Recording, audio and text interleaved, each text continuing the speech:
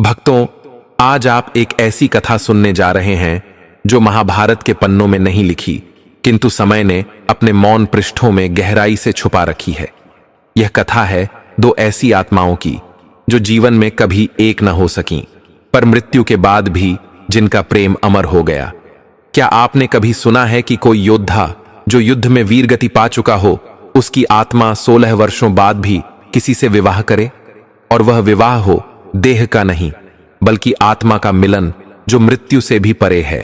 यह कथा है महादानी कर्ण की और पांचाल की अग्निजा राजकुमारी द्रौपदी की, जिनके बीच जीवन में केवल अपमान, क्रोध और दूरियां थीं, लेकिन मृत्यु के पार एक ऐसा मिलन हुआ जो संसार के किसी भी प्रेम से पवित्र था। आज हम आपको वह रहस्य सुनाएंगे जो जानकर आप सोच में पड़ जाएंगे कि क्या प्रेम केवल जन्मों में मिलता है या आत्माएं समय और मृत्यु दोनों को लांघ सकती हैं। हे परम श्रद्धालु बंधु, क्या आपने कभी गहन मन से यह विचार किया है कि वही कर्ण जिसने हस्तिनापुर की सभा में द्रौपदी को कटु वचनों से अपमानित किया था, वही कर्ण मृत्यु के 16 वर्ष पश्चात उससे विवाह कैसे कर सकता है? क्या यह संभव है कि मृत्यु के पार भी प्रेम अपनी अग्नि को प्रज्वलित रखे? यह रहस्य ऐसा है जिसे सुनकर हृदय की धड़कनें तीव्र हो जाएंगी और आत्मा तक कंप उठेगी। महाभारत की गाथा केवल धर्म और अधर्म के युद्ध का वर्णन नहीं है। यह प्रेम, वेदना और प्रतिशोध के अद्भुत संगम से उपजी अमर कथा है। इसमें ऐसे भी संबंध हैं जो आंखों से प्रकट नहीं होते, पर आत्मा की गहराइयों में अमिट छाप छोड़ जाते हैं, इतने गहरे कि समय और मृत्यु भी उन्हें मिटा नहीं पाते। आज की यह कथा भी कुछ ऐसी ही है। एक ऐसा प्रश्न जो युगों से अनकहा है, एक ऐसा रहस्य जो किसी शास्त्र में शब्दों के रूप में नहीं बल्कि सूक्ष्म लोक की अनाहत ध्वनियों में आज भी विद्यमान है। यह कथा है कर्ण और द्रौपदी की, दो महान आत्माओं की जो जीवन में कभी एक न हो सके, किंतु जब मृत्यु के पश्चात आत्माएं बंधनों से मुक्त हुईं, तब हुआ ऐसा दिव्य संगम जिसे समझने के लिए स्थूल दृष्टि नहीं बल्कि आत्मा के नेत्रों की आवश्यकता है। सोचिए, वही कर्ण जिसने स्वयंवर में अस्वीकृति पाकर क्रोध किया, वही कर्ण जिसने कौरव सभा में पांचाली की मर्यादा भंग करने वालों का साथ दिया, तो फिर यह कैसे संभव हुआ कि मृत्यु के 16 वर्ष बाद उसी कर्ण ने द्रौपदी को अपनी पत्नी कहा? क्या यह केवल लोक कथा है, कोई कल्पना, या फिर यह ऐसा आध्यात्मिक सत्य है जिसे केवल वही समझ सकता है जिसने आत्मा के स्तर पर प्रेम को अनुभव किया हो? यह रहस्य सामान्य मनुष्य की पकड़ से परे है। यह उस सूक्ष्म लोक का विषय है जहां आत्माएं देह के बंधनों से मुक्त होकर अपने शुद्धतम रूप में निवास करती हैं। यहां न मंत्र हैं, न अग्नि के फेरे, फिर भी यह विवाह ब्रह्मांड के सनातन नियमों से भी ऊपर है। आत्मा और आत्मा का मिलन जो किसी जन्म के बंधन से बंधा नहीं। और यही कारण है कि यह कथा केवल कर्ण और द्रौपदी की नहीं है। यह उन सभी हृदयों की है जिन्होंने किसी प्रिय को खो दिया, जिनका प्रेम अधूरा रह गया, या जिन्होंने भीतर ही भीतर किसी को अपना माना पर जगत के भय से उसे व्यक्त नहीं कर पाए। इसीलिए हे आदरणीय भाइयों, माताओं, बहनों और समस्त श्री राम भक्तों, मैं करबद्ध होकर आपसे निवेदन करता हूं कि इस कथा को आरंभ से अंत तक पूर्ण भक्ति और मनोयोग से सुने, क्योंकि गरुड़ पुराण में कहा गया है, जो व्यक्ति धर्म, ज्ञान या प्राचीन कथा को अधूरा छोड़ देता है, वह अनजाने में गंभीर दोष का भागी बनता है। अधूरी कथा अधूरी आहुति के समान है, जो यज्ञ को अपवित्र कर देती है और पुण्य के स्थान पर पाप उत्पन्न करती है। यदि आपके अंतःकरण में श्री राम के प्रति अटूट भक्ति की लौ प्रज्वलित है, तो इस कथा को अंत तक श्रवण करें और अपने हृदय से जय श्री राम का उच्चारण करें, क्योंकि जहां श्रीहरि का नाम गूंजता है वहां अधर्म का नाश और धर्म की स्थापना निश्चित होती है। तो आइए प्रिय दर्शक बंधु, अब बिना किसी विलंब के प्रविष्ट हों इस अद्वितीय, दुर्लभ और आत्मा को झकझोर देने वाली कथा में, जो केवल श्रवण के लिए नहीं बल्कि जीवन में आत्मसात करने के लिए है। अत्यंत प्राचीन काल की बात है, जब इस धरा पर धर्म अपनी संपूर्ण मर्यादा के साथ प्रतिष्ठित था और न्याय को ही ईश्वर की साक्षात आराधना माना जाता था। उसी पुण्य युग में धर्मपुर नामक एक राज्य था, जहां एक धर्मनिष्ठ और प्रजावत्सल नरेश राज्य करते थे। वे राज सिंहासन पर केवल शासन के लिए नहीं, बल्कि प्रजा की सेवा, लोक कल्याण और प्रभु की उपासना के लिए विराजमान प्रतीत होते थे। उनका जीवन दया, सत्य, न्याय और भक्ति से परिपूर्ण था। उनके पास वैभव की कोई कमी न थी। विशालकाय गजराज, वेगवान अश्व, युद्ध भूमि में पराक्रम दिखाने वाले वीर सैनिक, अनगिनत संपत्ति, राजमहल की भव्यता और सेवा में तत्पर दास दासियां, सब कुछ उनके पास था। फिर भी ईश्वर ने उनके जीवन में एक ऐसी कमी छोड़ दी थी जिसने उनके हृदय को निरंतर व्यथित रखा: संतान का अभाव। राजा और रानी ने संतान प्राप्ति के लिए जितना संभव हो सकता था सब किया। व्रत, उपवास, दान पुण्य, यज्ञ हवन, मंत्र जाप, तीर्थ यात्रा, किसी साधना में उन्होंने कमी नहीं रखी। मंदिरों में दीप जलाए, अनुष्ठानों की पवित्र अग्नि में आहुतियां डाली, प्रभु के सम्मुख अश्रुपूरित प्रार्थनाएं की, किंतु संतान का सुख उन्हें प्राप्त न हुआ। काल चक्र घूमता रहा। यौवन धीरे धीरे ढलने लगा, अंगों में थकान उतरने लगी, आंखों की चमक म्लान पड़ने लगी। संतान की आशा जैसे क्षीण होती जा रही थी। केशों में चांदी उतर आई और चिंताओं की रेखाएं मुखमंडल पर गहरी हो गईं। राजा रानी के हृदय में एक ही प्रश्न दिन रात चुभता: हमारे पश्चात इस राज्य का क्या होगा? कौन इस धर्मपीठ का उत्तराधिकारी बनेगा? यही विचार उनकी नींद और भूख दोनों को हर लेता। एक प्रातःकाल महल की एक दासी शीघ्रता से रानी के पास आई और विनम्र स्वर में बोली: महारानी, महाद्वार पर एक तपस्वी संत पधारे हैं। यह सुनकर रानी ने शांत किंतु दृढ़ स्वर में कहा: यह दान मेरा अंतिम होगा। इसके बाद मैं अपने हाथों से किसी को कुछ न दूंगी। रानी ने करों में चावल से भरा स्वर्ण थाल लिया और बाहर चल दी। जब वे उस तपस्वी के समीप पहुंची और उनकी झोली में अन्न अर्पित करने लगीं, तो साधु ने ध्यानपूर्वक उनके मुखमंडल की ओर देखा। रानी की आंखों में छिपी पीड़ा उनकी दृष्टि से बच न सकी। उन्होंने स्नेहिल स्वर में पूछा: माता, आपके हृदय में यह विषाद क्यों है? इतना सुनते ही रानी की पलकों से अश्रुधारा बह निकली। उन्होंने अपने जीवन की सारी व्यथा संत को सुनाई। वह वेदना जो केवल एक निःसंतान स्त्री के हृदय में पलती है। साधु कुछ देर मौन रहकर अंतर्मन में प्रभु का ध्यान करने लगे। फिर बोले: माता, शोक का त्याग कीजिए। आपके भाग्य में पुत्र लिखा है। एक तेजस्वी बालक आपके घर जन्म लेगा, किंतु उसका जीवन इस धरती पर केवल 14 वर्षों का होगा। उसके बाद वह ईश्वर के धाम को चला जाएगा। इन वचनों से रानी के मन में बुझी हुई आशा का दीपक पुनः प्रज्वलित हो उठा। साधु ने अपनी झोली से थोड़ी सी पवित्र भस्म निकाली और कहा: आप और महाराज स्नान करके भगवान का स्मरण करते हुए इसे श्रद्धापूर्वक ग्रहण करें। प्रभु की कृपा से आपको संतान का सुख अवश्य मिलेगा। यह कहकर संत वहां से चले गए। रानी ने मन ही मन निश्चय किया, यदि प्रभु ने 14 वर्षों का ही वरदान दिया है तो भी वह मेरे लिए अनमोल है। मैं उस बालक को अपना सर्वस्व दूंगी, उसका जीवन प्रेम और स्नेह से भर दूंगी। संध्या को महाराज पधारे तो रानी ने उन्हें संत के वचन सुनाए और वह पवित्र भस्म दिखाकर बोली: स्वामी, इसे हमें स्नान के बाद भगवान का स्मरण करके ग्रहण करना है। महाराज ने कहा: हमने वर्षों साधनाएं की, अनगिनत प्रयास किए, पर कुछ नहीं हुआ। अब इस एक मुट्ठी भस्म से क्या परिवर्तन होगा? रानी ने विनम्र स्वर में उत्तर दिया: स्वामी, अब तक जो किया वह भी प्रभु की इच्छा थी। यह अंतिम प्रयास भी उसी का संकेत है। कम से कम हम उस महात्मा का हृदय तो न दुखाएं। यह भी एक विश्वास है, और विश्वास भी प्रभु का ही प्रसाद है। महाराज मौन हो गए। उन्होंने रानी की भावनाओं को समझा और सहमति दी। दोनों ने स्नान कर अपने इष्ट देव और पितरों का स्मरण किया और अत्यंत श्रद्धा से उस पवित्र भस्म को बांटकर ग्रहण कर लिया। कुछ ही समय बीता कि रानी के गर्भधारण का शुभ समाचार पूरे राजमहल में प्रसन्नता का संदेश बनकर फैल गया।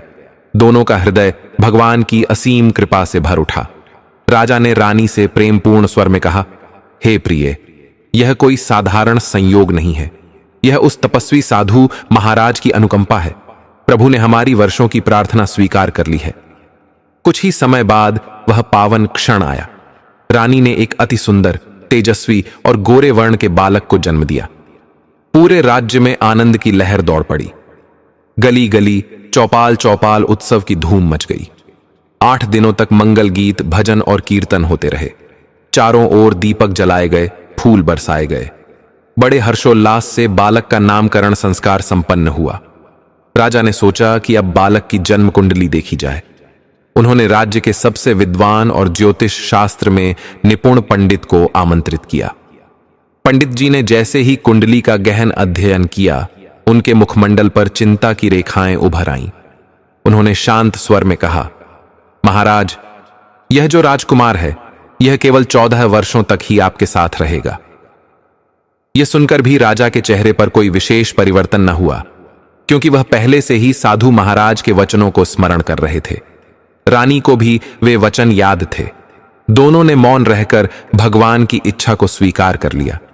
इसके बाद राजा और रानी ने अपने पुत्र को असीम प्रेम से पालना शुरू किया। इच्छा पूरी करते उसे स्नेह और दुलार से भर देते। वे सोचते, चलो थोड़े समय के लिए ही सही, भगवान ने हमें संतान सुख तो प्रदान किया। राजकुमार दिन प्रतिदिन बड़ा होने लगा। जब वह 7 वर्ष का हुआ तो राजा ने एक योग्य और धर्मपरायण गुरु को उसका आचार्य नियुक्त किया। गुरु ने उसे शास्त्र, राजकाज, शस्त्र विद्या, घुड़सवारी, नीति और सभी विद्याओं का ज्ञान देना प्रारंभ किया। बालक अत्यंत तेजस्वी, बुद्धिमान और योग्य बनता गया। 12 वर्ष की आयु में राजा और रानी ने उसके लिए एक सुंदर, सुसंस्कारी और गुणवान कन्या का वरण किया और उसका विवाह बड़े धूमधाम से कर दिया। राजमहल में पुनः उल्लास का वातावरण फैल गया। 2 वर्ष और बीत गए। अब राजकुमार का 14वां वर्ष प्रारंभ हो चुका था। एक दिन राजकुमार ने पिता से कहा, पिताजी, मैं अपने पूरे राज्य का भ्रमण करना चाहता हूं। अब तक मैंने केवल महल और आसपास का ही भाग देखा है। मैं जानना चाहता हूं कि मेरा राज्य कैसा है। राजा का हृदय यह सुनकर थोड़ा विचलित हो उठा। उन्हें साधु महाराज के वचन स्मरण हो आए। 14वां वर्ष कोई साधारण वर्ष नहीं है, कोई अनहोनी निकट है। फिर भी उन्होंने मुख पर मुस्कान रखते हुए कहा, हां बेटा, अवश्य जाओ। यह राज्य एक दिन तुम्हारा ही होगा। तुम्हें इसे भली भांति जानना चाहिए। बस एक बात ध्यान रखना, जहां भी जाओ, जो भी करो, इसकी चर्चा अपनी पत्नी से मत करना। राजकुमार ने आदरपूर्वक कहा, जैसा आप कहें पिताजी, वैसा ही होगा। इसके बाद वह दिन भर अपनी पत्नी के साथ समय बिताता, हंसता, खेलता, प्रेम पूर्वक बातें करता। किंतु रात को ठीक 12 बजे वह चुपचाप बिस्तर से उठकर बाहर चला जाता और भोर से पहले लौटकर अपनी शैय्या पर लेट जाता। यह क्रम कई रातों तक चलता रहा। अब 14वां वर्ष पूरा होने में केवल कुछ दिन शेष थे। एक रात उसकी पत्नी अर्थात छोटी रानी की आंख अचानक खुली। उसने देखा कि उसके पति बिस्तर पर नहीं हैं। उसका हृदय घबरा उठा। वह महल के कोने कोने में खोजती रही, किंतु वह कहीं नहीं मिले। वह अकेले बैठकर सोचने लगी, क्या करूं, किससे कहूं, क्या कहूं। वह मौन रही। भोर में उसने देखा कि उसके पति पुनः बिस्तर पर वैसे ही लेटे हैं, जैसे कुछ हुआ ही ना हो। उसने कुछ नहीं पूछा। दूसरी रात भी वही हुआ। तीसरी, चौथी, 5वीं, क्रम जारी रहा। अब रानी का मन अत्यंत व्याकुल हो उठा। वह सोचने लगी, मेरे पति रात को कहां जाते हैं, किससे मिलने जाते हैं, क्या करते हैं। किंतु डर के कारण पूछ नहीं पाती थी। उसे भय था कि कहीं उन्होंने कुछ अप्रसन्न होकर नाराज न हो जाए। सास ससुर से पूछने का साहस भी नहीं था। कुल की मर्यादा का विचार उसे रोक देता था। धीरे धीरे रानी भीतर से टूटने लगी। वह बहुत दुबली हो गई, भोजन पानी छोड़ दिया। उसी राज्य में एक वृद्ध मालिन रहती थी, जो प्रतिदिन प्रातः फूल लेकर छोटी रानी को देती थी। एक दिन उसने रानी को देखा और पूछा, बिटिया, तुझे कौन सी चिंता खाई जा रही है? तू इस प्रकार मुरझाई हुई क्यों है? रानी की आंखें भर आईं। उसने कांपते स्वर में कहा, अम्मा, तुझे क्या बताऊं? मेरा स्वामी हर रात कहीं चला जाता है और भोर में लौट आता है। मैं नहीं जानती वह कहां जाते हैं, किससे मिलते हैं। बस यही सोचते सोचते मैं न खाना खा पाती हूं, न पानी पी पाती हूं। अब मेरी यह दशा हो गई है। बूढ़ी अम्मा कुछ देर मौन रहीं, फिर बोली, बिटिया, आज रात तू सोना मत। जैसे ही वह जाए, तू उसके पीछे पीछे जाना और देखना कि वह कहां जाता है, क्या करता है। रानी बोली, अम्मा अगर मुझे नींद आ गई तो? अम्मा मुस्कुराकर बोली, तो ऐसा कर, अपने बाएं हाथ की एक उंगली में हल्का सा घाव कर ले और उस पर मिर्च छिड़क दे। जलन से नींद नहीं आएगी और तू जागती रहेगी, फिर तू सब कुछ जान सकेगी। रानी ने वैसा ही किया जैसा अम्मा ने बताया। उसने अपनी उंगली में छोटा सा घाव किया और उस पर मिर्च छिड़क दी। जलन असहनीय थी, नींद दूर हो गई, किंतु कुछ देर बाद वह अनजाने में सो गई। अगली सुबह बूढ़ी अम्मा फूल लेकर आईं। उन्होंने पूछा, क्या हुआ बेटी, देख पाई कि तेरा स्वामी कहां जाता है? रानी ने उदास होकर कहा, नहीं अम्मा, मैं देख न पाई। प्रारंभ में तो नेत्रों में निद्रा नहीं आई, किंतु कुछ ही क्षणों पश्चात मैं निद्रा मग्न हो गई। वृद्धा मुस्कुराते हुए बोली, कोई बात नहीं पुत्री, आज घाव थोड़ा गहरा करना और मिर्च की मात्रा अधिक रखना, तब अवश्य देख सकोगी। रानी ने वैसा ही किया, किंतु इस बार भी वह केवल इतना ही देख सकी कि उसका स्वामी शैया से उठकर बाहर जा रहा है, परंतु उसके पीछे न जा सकी। निद्रा पुनः नेत्रों पर हावी हो गई। प्रातः होते ही वृद्धा आई, पर इस बार रानी के नेत्रों से अश्रु बह रहे थे। वह बोली, अम्मा आज भी मैं नहीं जान पाई कि स्वामी कहां जाते हैं, मैं असफल हो गई। वृद्धा ने उसके मस्तक पर हाथ फेरते हुए कहा, मत रो पुत्री, इस बार अधिक धैर्य रखना, घाव और गहरा करना, मिर्च भी अधिक लगाना, और जब वह जाने लगे तो उनके मार्ग में खड़ी होकर पूछना, स्वामी आप कहां जा रहे हैं? रानी ने यह बात हृदय में बांध ली। रात्रि में पुनः वही हुआ, घाव हुआ, मिर्च पड़ी, पीड़ा हुई, किंतु इस बार रानी ने निद्रा को अपने ऊपर हावी न होने दिया। ठीक रात्रि के 12 पहर पर जब राजपुत्र शैया से उठकर महल से बाहर जाने लगे तो रानी उनके सम्मुख आ खड़ी हुई। उसने हाथ जोड़कर कहा, स्वामी आप कहां जाते हैं, किससे मिलने जाते हैं, कृपया मुझे बताइए। राजपुत्र चौंके, बोले, प्रिय, यदि मैंने तुम्हें यह बता दिया तो मैं पुनः कभी तुम्हारे पास नहीं आ पाऊंगा। रानी के नेत्रों में अश्रु आ गए। वह बोली, कोई बात नहीं स्वामी, यदि आप मुझे फिर न मिलें तब भी चलेगा, पर यह तो बताइए कि आप प्रत्येक रात्रि कहां जाते हैं। राजपुत्र उसकी दृढ़ता और निष्ठा देखकर मौन हो गए। पत्नी के नेत्रों में प्रेम, पीड़ा और अटूट विश्वास था। तभी उनका 14वां वर्ष पूर्ण होकर 15वां लगने वाला था। उन्होंने मन ही मन कहा, अब जो होगा सो होने दो। उन्होंने कुछ चावल लिए, मंत्रों से उन्हें सिद्ध किया और पत्नी को देते हुए कहा, इन चावलों को दोनों हाथों में बांट लो। पहले दाएं हाथ के चावल मुझ पर डालना, तब तुम जान सकोगी कि मैं कौन हूं। फिर बाएं हाथ के चावल भी मुझ पर डालना, तब मैं पुनः वैसे ही बन जाऊंगा जैसा अभी हूं। पर यदि तुम बाएं हाथ के चावल डालना भूल गई तो मैं कभी वापस ना आ सकूंगा। रानी बोली, मैं नहीं भूलूंगी स्वामी, आप पर मेरा विश्वास है। उसने श्रद्धा से दाएं हाथ के चावल अपने पति पर डाले। अगले ही क्षण राजपुत्र एक दिव्य, श्वेत, विशाल अश्व में परिवर्तित हो गए। उसकी गर्दन पर लहराती सुंदर अयाल थी, नेत्रों में तेज था और वह पल भर में ही दौड़ पड़ा। रानी उसे देखती ही रह गई, किंतु स्तब्धता में वह वचन भूल गई और बाएं हाथ के चावल न डाल सकी। अश्व महल के द्वार से बाहर निकल गया। रानी के नेत्रों से अश्रु बह निकले। हे प्रभु, मैं भूल गई, मैं भूल गई। वह दौड़ी, पर अश्व जा चुका था। अब वह अत्यंत पछताने लगी। मैंने प्रभु की परीक्षा में भूल की, वचन निभा न सकी। प्रातः होते ही महाराज और महारानी को सब ज्ञात हुआ। वे अत्यंत दुखी हो गए। उनका हृदय विदीर्ण हो गया और वे अपने पुत्र की राह तकने लगे। 1 माह बीत गया, फिर दूसरा, तीसरा, यूं ही 6 मास बीत गए, परंतु राजपुत्र का कोई समाचार न मिला। महाराज ने सैनिकों को गांव गांव, वन वन, नगर नगर भेजा, पर किसी को भी राजपुत्र का पता न चल सका। रानी अपने हृदय को कोसती, मेरी जिद ने ही स्वामी को मुझसे दूर कर दिया। अंततः उसने दृढ़ संकल्प लिया, मैं अपने स्वामी को खोज निकालूंगी, चाहे इसके लिए मुझे कुछ भी क्यों न करना पड़े। प्रातः वह सास ससुर के पास गई, हाथ जोड़कर बोली, मैं अपने स्वामी की खोज में जा रही हूं, कृपया आशीर्वाद दें। महाराज और महारानी की आंखों में अश्रु आ गए।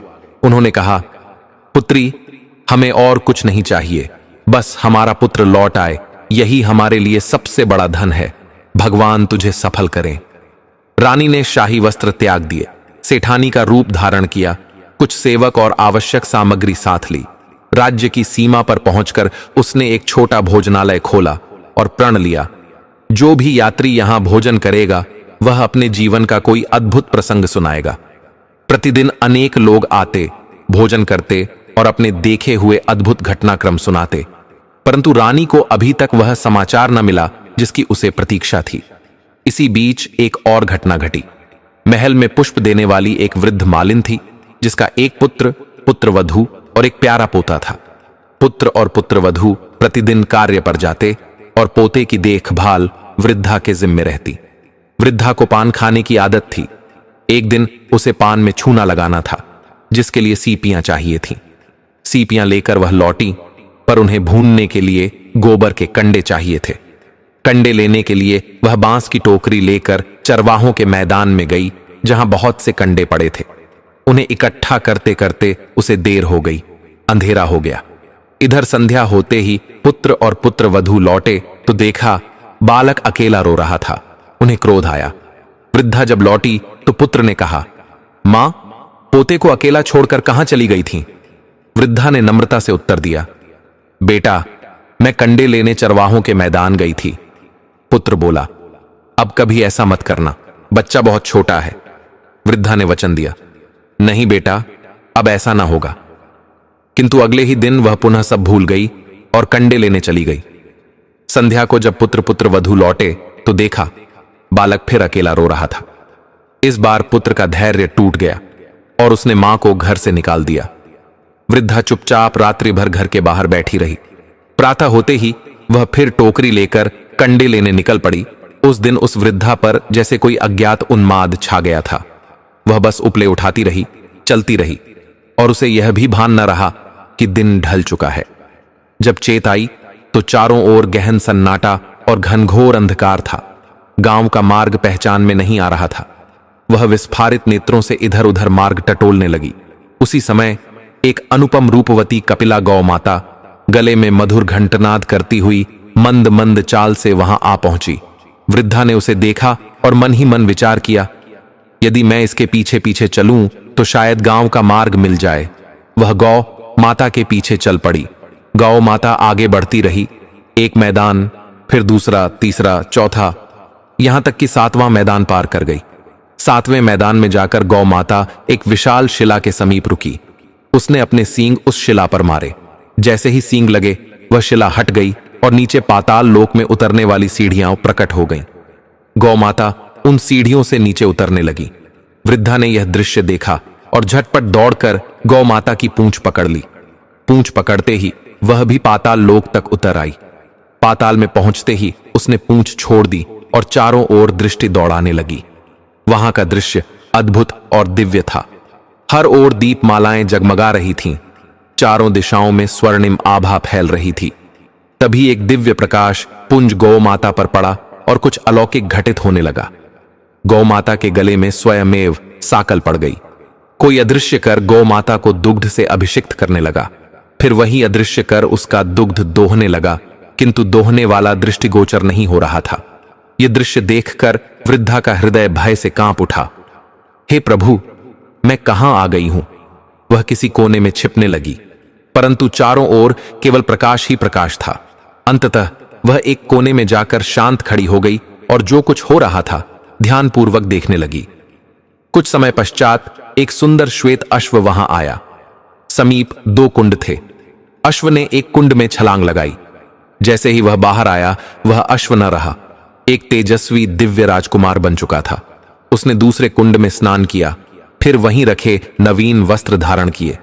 पास ही एक अलंकृत पलंग रखा था, वह उस पर विराजमान हुआ। तत्क्षण उसके सम्मुख पंच पकवान की थाल, दुग्ध की स्वर्ण पात्र, पान सुपारी और एक सुगंधित दीपक उपस्थित हो गए।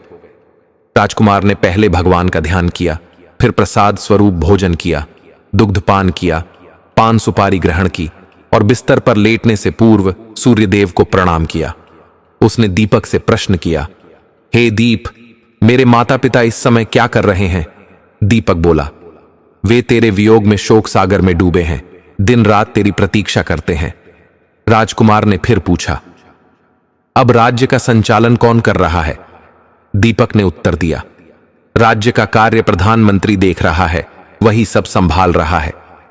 राजकुमार ने तीसरा प्रश्न किया, मेरी पत्नी क्या कर रही है? दीपक ने कहा, वह चौराहे पर एक अन्न क्षेत्र चला रही है, वहां आने जाने वालों से नित्य नवीन समाचार पूछती है। यह सुनकर राजकुमार ने कहा, अच्छा है, और फिर निद्रा में लीन हो गया। उधर वृद्धा कोने में खड़ी यह सब देख रही थी। ऐसा अद्भुत दृश्य उसने अपने जीवन में कभी नहीं देखा था। उसकी भूख प्यास सब तिरोहित हो चुकी थी। वह सोच रही थी, अब आगे क्या होगा, किंतु अब और कुछ नहीं हुआ। रात्रि धीरे धीरे बीत गई। प्रभात होते ही राजकुमार उठ खड़ा हुआ और उसी कुंड में कूद पड़ा जिससे वह आया था। बाहर निकलते ही वह पुनः अश्व के रूप में परिवर्तित हो गया। वह तीव्र गति से दौड़ते हुए पाताल लोक से बाहर चला गया, परंतु कहां गया यह वृद्धा जान न सकी। थोड़ी ही देर में, जैसे पिछली रात हुआ था, वही गौ माता पुनः प्रकट हुई। अदृश्य कर पुनः उसका दुग्ध से अभिषेक करने लगे।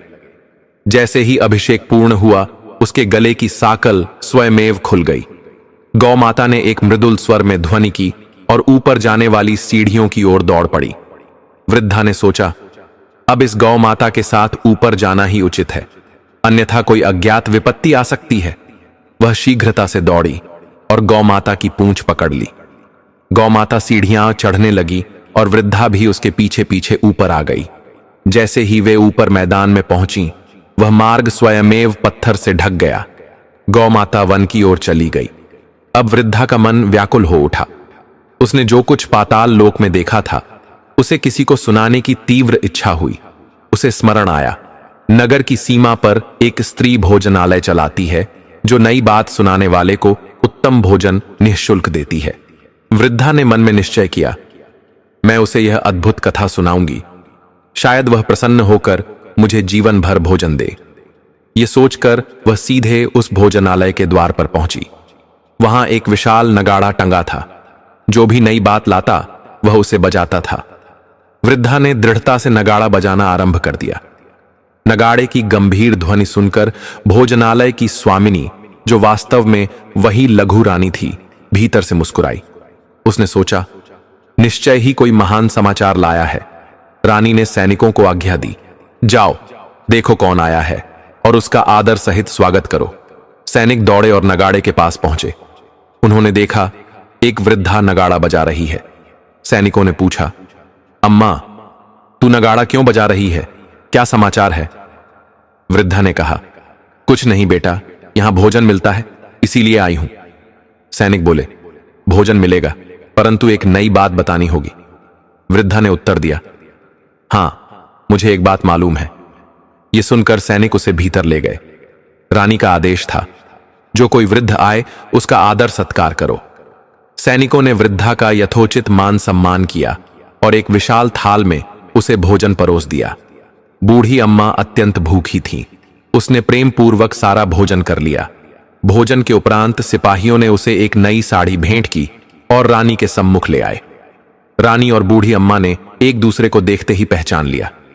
बूढ़ी अम्मा बोली, बेटी तू यहां? रानी ने भावुक होकर कहा, अम्मा आप? दोनों की आंखों में पुराने दिनों की स्मृतियां तैर आईं। वे कुछ देर तक भूतकाल की बातें करती रहीं।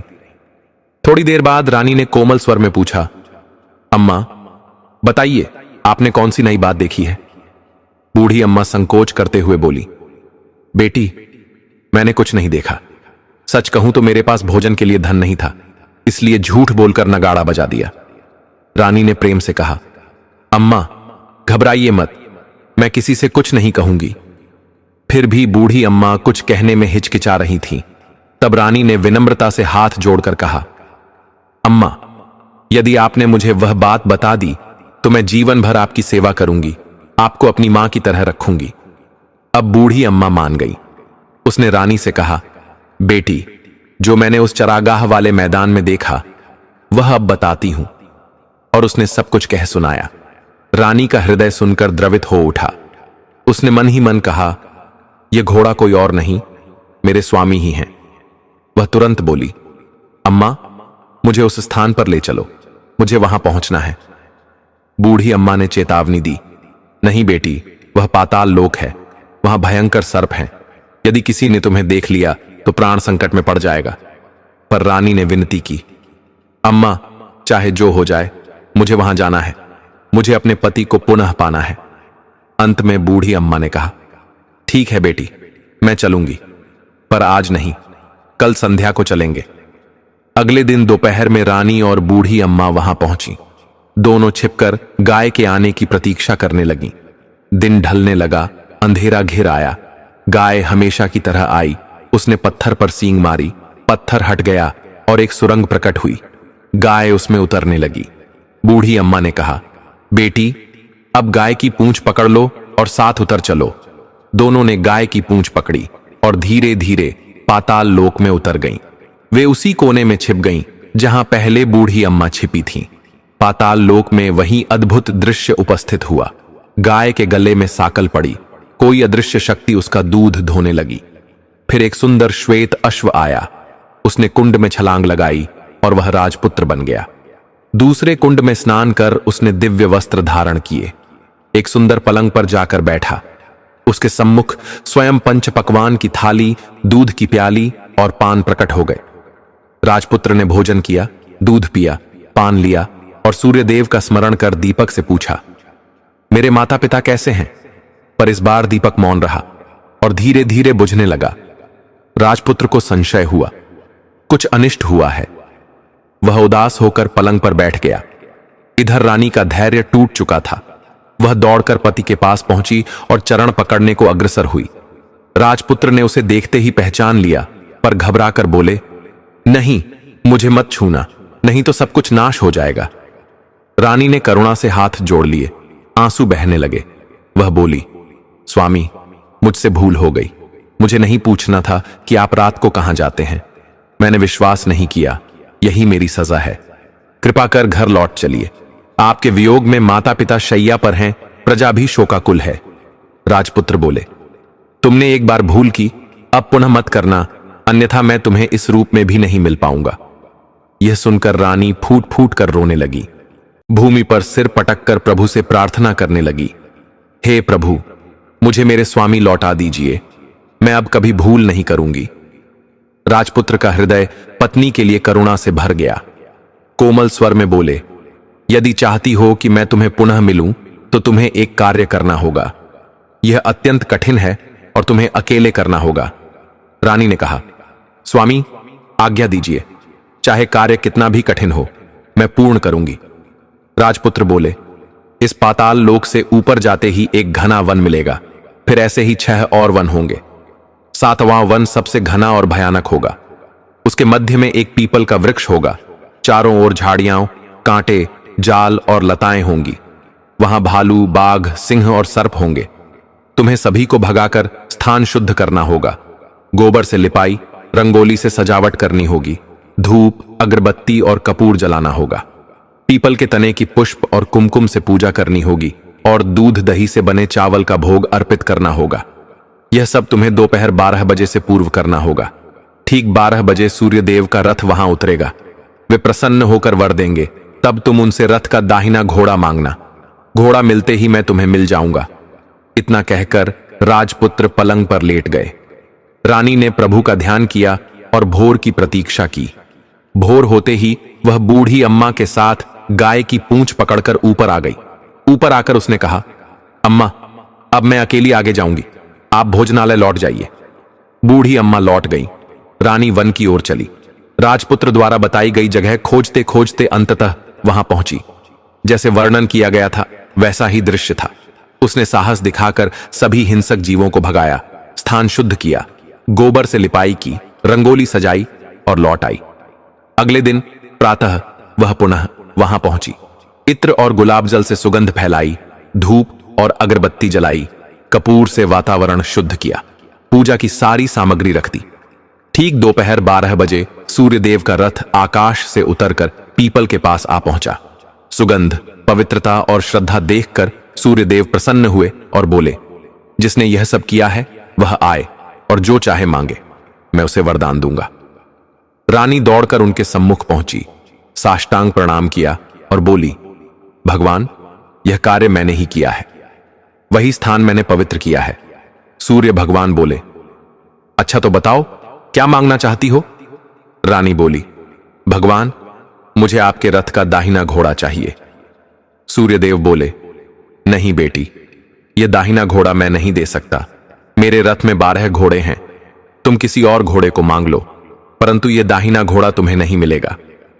छोटी रानी ने अपनी विनती नहीं छोड़ी। वह बार बार कहती रही, मुझे वही दाहिना घोड़ा चाहिए। यदि आप नहीं देंगे तो मैं आपके चरणों में प्राण त्याग दूंगी। सूर्यदेव धर्म संकट में पड़ गए। उन्होंने वचन दे दिया था, अब वे अपने वचन से पीछे नहीं हट सकते थे। अंततः बोले, ठीक है, मैं तुम्हें वह घोड़ा देता हूं, परंतु वह तुम्हें यहां नहीं मिलेगा। उसे पाने के लिए तुम्हें पाताल जाना होगा। रानी ने हाथ जोड़कर कहा, भगवान, पाताल ही क्यों, मैं उसे पाने के लिए कहीं भी जा सकती हूं। सूर्यदेव ने आशीर्वाद दिया और अपने रथ से चले गए। रानी जंगल से अपने भोजनालय में लौटी, फिर वह बुढ़िया को लेकर उसी मैदान में पहुंची। संध्या होते ही वही गाय वहां आई। उसने अपने सींग से पत्थर हटाया और सुरंग में उतरने लगी। रानी और बुढ़िया ने तुरंत उसकी पूंछ पकड़ ली और पाताल लोक में उतर गईं। नीचे वही दृश्य दोहराया गया। घोड़ा स्नान करके राजपुत्र बन गया। उसने वस्त्र धारण किए और पलंग पर आ बैठा। उसके सामने भोजन की थाली, दूध का पात्र और पान की बीड़ी रखी गई। किंतु आज चमत्कार हुआ। आज 2-2 थालियां, 2-2 दूध के पात्र और 2-2 पान की बीड़ियां रखी गईं। राजपुत्र चुपचाप रहा। उसने एक थाली खाई, दूध पिया, पान लिया और पलंग पर लेट गया। फिर दीपक से पूछा, धीरे धीरे मेरे माता पिता क्या कर रहे हैं? दीपक बोला, वे तेरे शोक में इतने दुखी हैं कि मृत्यु के समीप पहुंच गए हैं। यह सुनकर राजपुत्र की आंखों से आंसू बहने लगे। उसने फिर पूछा, धीरे धीरे मेरा राज्य कौन चला रहा है? दीपक बोला, तेरा राज्य अब प्रधान चला रहा है। उसने सब कुछ हड़प लिया है और प्रजा पर अत्याचार कर रहा है। यह सुनते ही राजपुत्र क्रोध से भर उठा। फिर उसने पूछा, धीरे धीरे मेरी पत्नी क्या कर रही है? इस बार दीपक मौन हो गया। रानी से रहा नहीं गया। वह तुरंत दौड़कर पति के सामने आ गई। राजपुत्र ने उसे देखा और कहा, अब मैं तुम्हारे सामने हूं, अब तुम्हें मिल गया हूं। रानी ने कांपती हुई आवाज में पूछा, क्या सच में आप मुझे मिल गए हैं? क्या अब आप फिर से घोड़ा नहीं बनेंगे? राजपुत्र मुस्कुराया, नहीं रानी, अब मैं कभी घोड़ा नहीं बनूंगा। तुम्हारे तप, कष्ट और पवित्र संकल्प से सूर्यदेव ने मुझे इस जन्म से मुक्त कर दिया है। फिर उसने रानी को प्रेम से आलिंगन किया और उसकी आंखों से आंसू बह निकले। भोर होते ही गाय के गले की सांखल अपने आप टूट गई। वह ऊपर भूलोक की ओर दौड़ पड़ी। रानी, राजपुत्र और बुढ़िया ने उसकी पूंछ पकड़ी और ऊपर आ गए। ऊपर आकर वे भोजनालय पहुंचे। सारा सामान लोगों में बांट दिया गया। भोजनालय बंद कर दिया और वे अपने राज्य लौट गए। प्रधान ने जब सुना कि राजपुत्र लौट आया है तो भयभीत हो गया। राजपुत्र ने उसे बंदी बना लिया और राज्य की बागडोर अपने हाथ में ले ली। फिर वह अपने माता पिता से मिलने महल पहुंचा। देखा कि वे पुत्र वियोग में दुर्बल हो चुके हैं। पुत्र को देखते ही उनकी आंखों से आंसू बह निकले। वे रोते हुए उसे गले लगा लेते हैं, उसके सिर पर हाथ फेरते हैं। कुछ ही दिनों में वे स्वस्थ हो गए और पुत्र को आशीर्वाद देने लगे। राजपुत्र के लौटने की खबर पूरे राज्य में फैल गई। प्रजा हर्षित हो उठी। राजमहल के सामने भीड़ जमा हो गई। राजपुत्र ने दर्शन देकर कहा, अब से कोई तुम्हें कष्ट नहीं देगा, मैं स्वयं तुम्हारी रक्षा करूंगा। राजा ने अपने पुत्र का राज्याभिषेक किया और उसे सिंहासन पर बैठाया। बहू को महारानी का सम्मान दिया। राजा और रानी ईश्वर का नाम लेते हुए शांति से रहने लगे। राजपुत्र धर्मपरायण राजा बन गया और अपनी पत्नी के साथ राज्य में सुख शांति फैलाने लगा।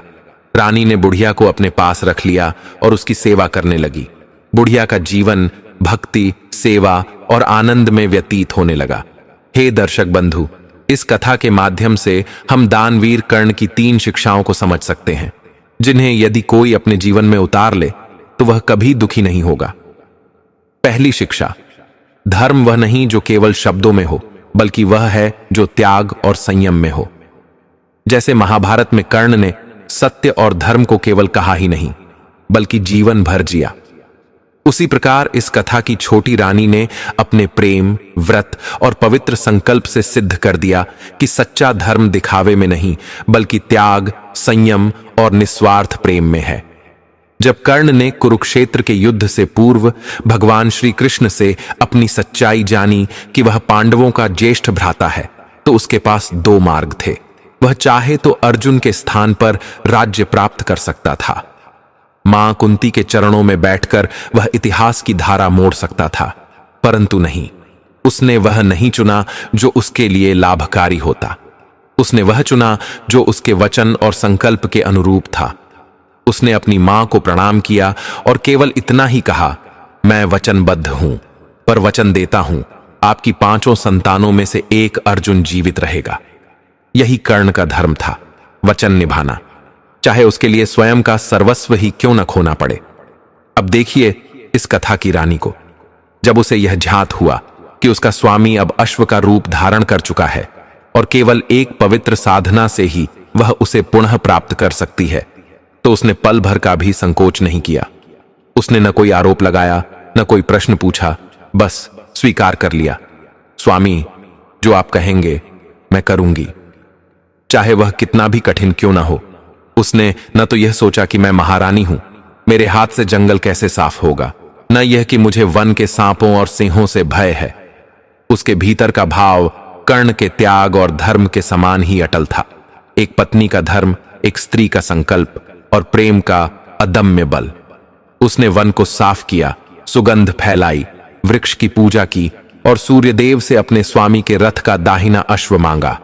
यहां भी सूर्यदेव ने उसकी परीक्षा ली, जैसे कभी भगवान श्री कृष्ण ने कर्ण की ली थी। उन्होंने कहा, दाहिना अश्व नहीं मिलेगा, कुछ और मांग लो। किंतु रानी ने कोई दूसरा विकल्प नहीं चुना। वह अपने संकल्प पर अडिग रही, जैसे कर्ण अपने वचन पर अडिग रहा था। उसने कहा, यदि आप नहीं देंगे तो मैं आपके चरणों में अपने प्राण अर्पित कर दूंगी। यह कोई साधारण बात नहीं थी। उस स्त्री ने देवताओं से कुछ और मांगने का अवसर भी त्याग दिया, बस स्वामी के लिए संकल्प पर डटी रही। यही धर्म था जो कर्ण ने निभाया और यही धर्म रानी ने भी निभाया, बिना लाभ, बिना पद, बिना पहचान के। जो एक बार मन और आत्मा से ठान लिया, उसे जीवन भर निभाना। कलयुग में धर्म को शब्दों, दिखावे, वस्त्रों, मंदिर जाने या यज्ञ करने से आंका जाता है, लेकिन कर्ण और रानी ने दिखाया कि सच्चा धर्म वह है जो भीतर जलते दीपक की तरह मौन होता है, किंतु अपनी रोशनी पूरे संसार में फैलाता है। रानी जब सूर्यदेव से वरदान लेकर लौटी तो अपने स्वामी को पाताल से भूलोक तक ले आई। उसने न कोई प्रचार किया, न गर्व दिखाया, बस सब कुछ भगवान को समर्पित कर दिया। यही धर्म की सुंदरतम परिभाषा है, बिना फल की इच्छा के, बिना दिखावे के, केवल प्रेम और सत्य के आधार पर। कर्ण ने अपने जीवन में यही किया, रानी ने भी अपने तप से यही किया, और कलयुग का हर मनुष्य इससे सीख सकता है कि धर्म कभी शोर नहीं करता, वह बस सहता है, निभाता है और परिणाम ईश्वर पर छोड़ देता है। जो धर्म के पथ पर एक बार सच्चे मन से चल पड़ता है, चाहे राह कितनी ही कठिन क्यों न हो, ईश्वर स्वयं उसके चरणों में दीप जलाकर खड़ा हो जाता है। दूसरी सीख, जिसने संसार से कुछ नहीं मांगा, वही संसार को सब कुछ दे गया। जीवन में सबसे ऊंचा वह है जिसके पास सब कुछ होते हुए भी वह कुछ मांगता नहीं, जो सब कुछ दे देता है और बदले में कुछ नहीं चाहता, जिसका अस्तित्व सेवा, त्याग और निस्वार्थ प्रेम में हो। यही भाव कर्ण में था और यही भाव उस साध्वी तुल्य रानी में भी। कर्ण वह योद्धा जिसे हर कोई जानता है किंतु बहुत कम लोग समझते हैं। वह जीवन भर अपमान सहता रहा, सूतपुत्र कहकर तिरस्कृत हुआ, जन्म का रहस्य जानकर भी मौन रहा, अपनों के लिए युद्ध में अकेला पड़ गया किंतु किसी के आगे नहीं झुका। जब भी किसी ने उससे मांगा धन, अस्त्र, कवच कुंडल या यहां तक कि जीवन, उसने बिना क्षण भर की देरी के दे दिया। भगवान इंद्र जब ब्राह्मण के वेश में उसके पास आए और उसके शरीर से जन्मजात कवच कुंडल मांगे जो उसे अमर बना सकते थे, तब भी कर्ण ने बिना प्रश्न पूछे उन्हें दे दिया। उसे कोई सम्मान नहीं देता था, किंतु वह सबका सम्मान करता था। इसी प्रकार कथा की रानी जब उसका स्वामी रात्रि को बिना बताए चला जाता और वह महीनों तक तड़पती रहती, तब भी उसने किसी से कुछ नहीं मांगा, न पति से उत्तर, न सास ससुर से सहानुभूति, न किसी से सहारा। वह बस मौन सहती रही। जब उसे पता चला कि उसका स्वामी किसी अद्भुत श्राप में बंधा हुआ है, तब भी उसने कोई शिकायत नहीं की। उसने सूर्यदेव से कोई बड़ा वरदान नहीं मांगा, कोई नया जीवन नहीं मांगा, बस रथ का दाहिना अश्व मांगा, जिससे वह अपने स्वामी को पुनः पा सके। जब सूर्यदेव ने मना कर दिया, तब भी वह रुकी नहीं, न दोष दिया न क्रोध किया, बस उनके चरणों में गिरकर विनती की, मुझे और कुछ नहीं चाहिए, बस वही दीजिए जो मेरे प्रेम को पूर्ण कर दे। यह साधारण मांग नहीं थी, यह आत्मा की मांग थी, वही मांग जो कर्ण के हृदय में छिपी थी, जिसे उसने कभी जग से नहीं कहा, किंतु भीतर जीता रहा।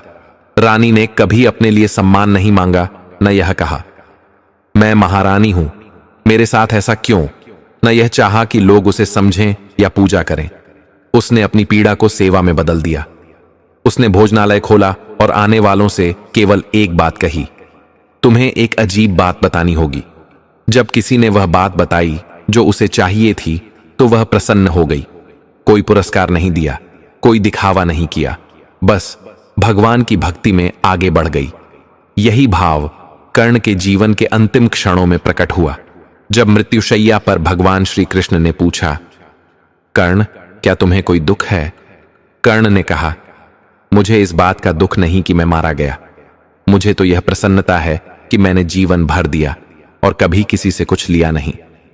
रानी भी यही कर रही थी, प्रेम दे रही थी, भक्ति दे रही थी, विश्वास दे रही थी। आज के कलयुग में यह सबसे दुर्लभ है। यह युग मांगने का है। हर कोई कहता है, मुझे क्या मिलेगा, मेरे लिए क्या है, मेरा सम्मान कहां है, मैं क्यों झुकूं? किंतु कर्ण और यह रानी सिखाते हैं, जो झुकता है वही ऊपर उठता है, जो देता है वही अमर होता है, जो मौन में सहता है वही भगवान का प्रिय बनता है। कर्ण ने जीवन भर कुछ नहीं मांगा और मृत्यु के पश्चात स्वयं श्री कृष्ण ने उसके क्रियाकर्म किए। कथा की रानी ने कभी पति से प्रेम के बदले कुछ नहीं मांगा और अंत में वह उसे पुनः प्राप्त कर लेती है, एक साधना से, एक संकल्प से, एक मौन प्रेम से। तीसरी सीख, अपने संकल्प के पथ पर अडिग रहो, चाहे संसार कुछ भी कहे। संसार में सबसे कठिन यही है, जब सब तुम्हें तोड़ना चाहें, अपने भी पीठ फेर लें, और तब भी कोई अपने सत्य, धर्म और संकल्प पर अडिग रहे, वह साधारण नहीं रहता, वह कर्ण बन जाता है, वह रानी बन जाती है, जिसकी भक्ति और तप से पाताल भी कांप उठता है। कर्ण का जीवन ही एक संकल्प था, अपनी पहचान कर्म से बनाना। जब श्री कृष्ण ने उसे सच्चाई बताई, तो कर्ण कुछ पल के लिए विचलित अवश्य हुआ, परंतु उसने कहा, मैं दुर्योधन का ऋणी हूं, उसका मित्र हूं, मुझे जो सम्मान मिला वही उससे मिला। अब चाहे संसार मुझे कितना भी समझाए, मैं अपने संकल्प से नहीं हटूंगा। वह जानता था कि युद्ध में मारा जाएगा, फिर भी अपनी वफादारी नहीं छोड़ी, अपनी जगह से 1 इंच नहीं डिगा। कर्ण का यह अटल संकल्प ही उसे महान बनाता है, और यही संकल्प इस कथा की रानी में भी दिखता है। एक स्त्री जिसके पास सब कुछ है, किंतु जिसका स्वामी हर रात कहीं चला जाता है, और वह न कोई प्रश्न करती है न विवाद, बस सहती है, क्योंकि उसका संकल्प, उसका प्रेम और धर्म उसकी सांसों में बसा है। लेकिन जब वह जान गई कि उसका पति पाताल लोक में किसी अद्भुत रहस्य का अंग है, तब वह बिना रुके, बिना डरे, अकेली स्त्री होते हुए भी पाताल लोक तक पहुंच गई। उसने यह नहीं कहा कि मेरे पास सेना नहीं है, यह नहीं कहा कि मैं अकेली स्त्री हूं, यह नहीं कहा कि मैं भयभीत हूं। उसने केवल एक ही बात कही, मैं अपने संकल्प पर अडिग रहूंगी, जब तक मेरे स्वामी लौट नहीं आते मैं पीछे नहीं हटूंगी। रानी का यह अडिग भाव कर्ण के उस अटल भाव से जुड़ जाता है। जैसे कर्ण ने कभी अपने शस्त्र नहीं छोड़े, जैसे युद्ध भूमि में रथ का पहिया धंस जाने पर भी वह अडिग खड़ा रहा, जैसे अंतिम क्षण तक वह वीरता से लड़ा, वैसे ही रानी ने भी रातों की नींद, शरीर की थकान, वन का भय, पाताल की कठिनता सब सह लिया, किंतु अपने मार्ग से कभी नहीं डिग्गी। उसने भगवान सूर्यदेव से दाहिना घोड़ा मांगा और जब भगवान ने कहा कि यह नहीं मिलेगा, तब उसने कोई विकल्प नहीं मांगा। उसने झुककर भी अपने संकल्प को नहीं छोड़ा, बल्कि कहा, यदि मुझे कुछ नहीं मिलेगा तो मैं आपके चरणों में प्राण त्याग दूंगी। यह कोई साधारण वचन नहीं था। यह वही दृढ़ता थी जो कर्ण में थी, जो एक बार वचन दे दे तो प्राण चले जाएं, पर वचन से न डिगे। आज कलयुग में यह दुर्लभ शिक्षा है, क्योंकि लोग कठिनाई आते ही मार्ग बदल लेते हैं। संसार कहे छोड़ दो तो सचमुच छोड़ देते हैं, और जब कोई कहे यह तुम्हारे बस का नहीं तो स्वयं मान लेते हैं। जब पास कोई नहीं होता तो लक्ष्य से मुंह मोड़ लेते हैं। परंतु कर्ण और रानी जैसे दिव्य चरित्र हमें सिखाते हैं कि यदि तुम सत्य पर हो और तुम्हारा संकल्प प्रभु की शरण में है, तो चाहे राह पथरीली हो, अंधकार से भरी हो, संसार विरुद्ध हो, अंततः विजय तुम्हारी ही होगी। अंत में रानी अपने पति को पा लेती है। राजपुत्र पुनः मनुष्य बनता है और कहता है, तुम्हारे तप, तुम्हारे अटल संकल्प से भगवान सूर्यदेव ने मुझे जीवन भर के लिए घोड़े के रूप से मुक्त कर दिया।